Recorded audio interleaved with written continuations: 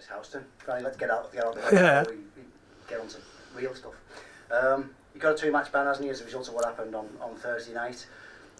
What can you expect, really? Well, yeah, I think we all felt his frustration.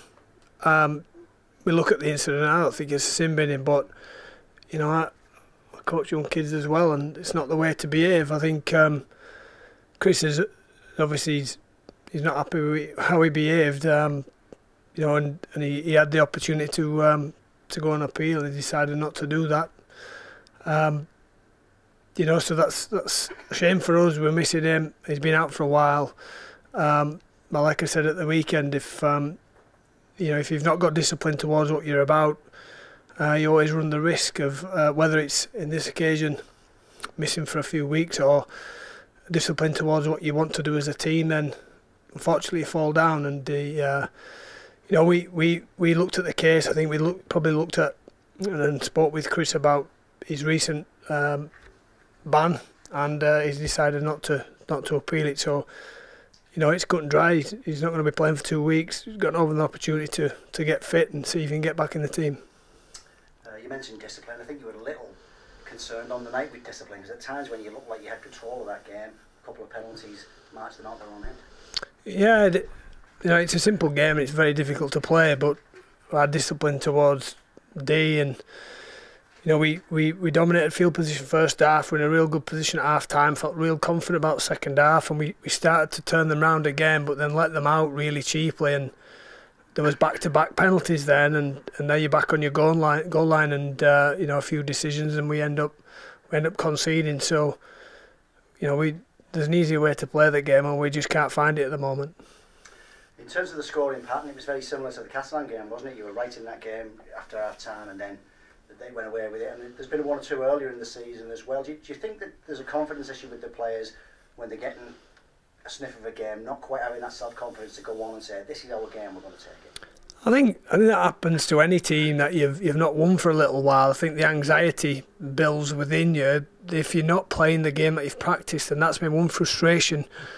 You know, we've reviewed again this morning, and we've had a couple of meetings since about, you know, we practice a certain way and we expect you to play that way, and you feel confident within that, and we didn't go anywhere near how we practiced, and fair play to Salford, they got in our face and they dominated the possession, so it made it difficult. But you know, a part of this is whatever we do out here during the week, we need to make sure we do on a weekend, and we'll be confident within that, and then the anxiety levels don't raise up, and then you don't have players thinking they have to come up with this big massive play that they've dreamt about but never practiced. You know, I'm all for different players. You know, we showed at Catalan, kick off things, we'll try things if we're providing we've practiced. A great try there with Gilly kick for Pat in the corner. Again, there's our shapes, they're looking for options. If it's on, take it because you practiced it. But we end up coming up with things that we'd never practiced or even seen before, so that just shows that they are desperate to win. They're trying probably too hard, that they're thinking about the outcome, and they just keep missing the process. You jig things around a bit, I think largely because of excuse me, because of necessity. Stephen Marsh, is he right for this week after his illness? Yeah, you know, he said he was fine, and fair play to him. He's put his hand up and said, look, I've got no energy. He could have just got his head down and thought, well, here I am, but he didn't. Caused a little bit of moving around, but that's no excuse. He's fine now. The bug was early in the week. There was a couple of players. He just didn't get over it. So, you know, I think we had it once, first game of the year, or second game at Castleford. We had a few missing late on, but hopefully we don't have that again. And Reece, did he miss the game because of that head knock he took at Catalan, or was it a decision of yours? No, I think it was more of, you know, giving someone an opportunity and making sure that we make the team better because of it in certain areas. I think Danny got an opportunity, and we'll see which way it goes this way. I think no one at the moment has really grabbed hold of that position, and I think it's up for grabs. You've got your rearranged game this week against Wakefield, who on the day can be a really destructive attacking side, can't they? A lot of pace in that team. Yeah, they are. They're a big set in the middle and they're very quick outside, and I think Ches's, he's recruited really well, but they do play. And they open up, and when they do, then look out. I think we played them a few weeks ago here, and while I thought we were terrible, I thought they were quite poor. on that occasion, they still got over us because we gave them the yardage. We just give them the ball, and there's some big things there who can just fall over the line. So yeah, I think sometimes by playing someone a few weeks ago, it's fresh in the mind, and we'll look at a few things how we need to play, and we need to deliver what we practice.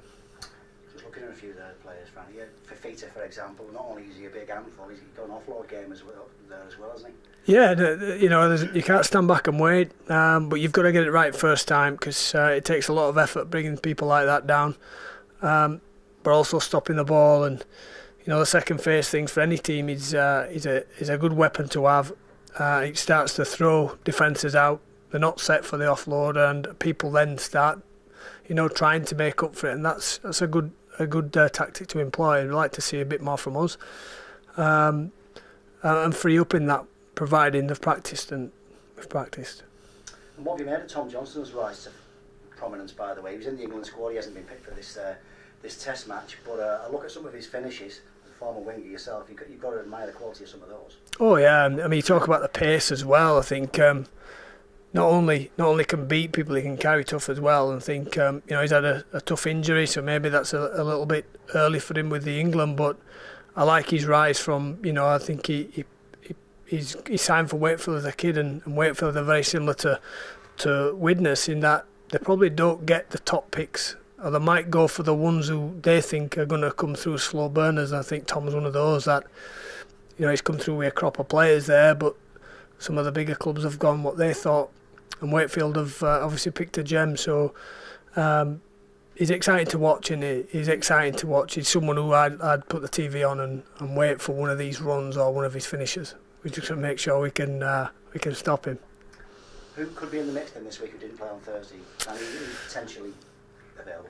Yeah, well, we've had Chris Inu training for a couple of weeks now. He will be a late call.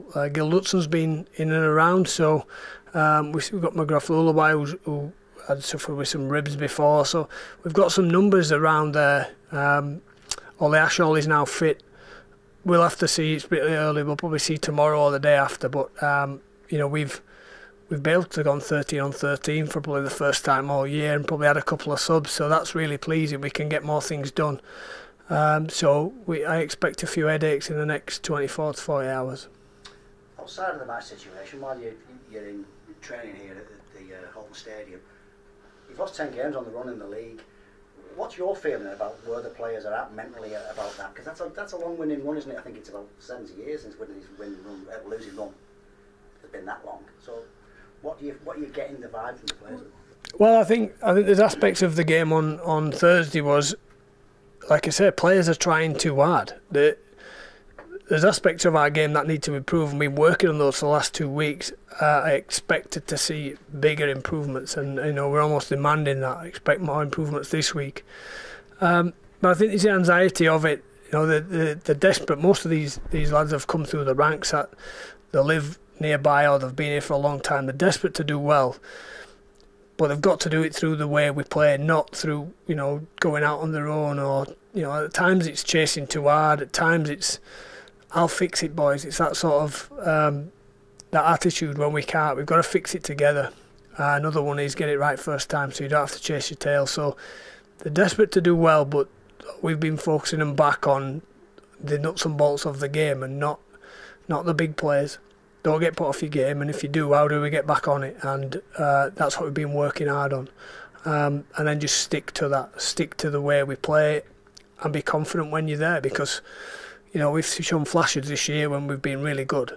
It's about making sure flashes turn into long spells, and we're getting to the tipping point of the game, and we either can't take the next step or we find a way of not achieving that. And it's a one set, it could be a couple of tackles, and then we will find an easy way to play instead of this hard way we have done for the last 10 games. I've got one final question, and it seems a little unfair really, because I know what your priorities in your job are at the moment, but I can't not mention something about this. You've read, you've seen about all the stuff going on with Super League and the potential new structure and what have you. Have you given it? What do you make of all that? Is it something that sits well with you, or are you just going to let it wash over? Well, I can't waste any of my energy on it or my emotions. I think as a rugby league person who's been around for quite a long time, I think there's ways of going around it. And I think, if there's discussions, there's probably arguments going, well, they should stay behind scenes and they could come to some agreement rather than doing it publicly. I don't think anyone wins. Everyone comes out of it poorly. I just hope that people make the right decision for the sport and that it's good for everyone going forward.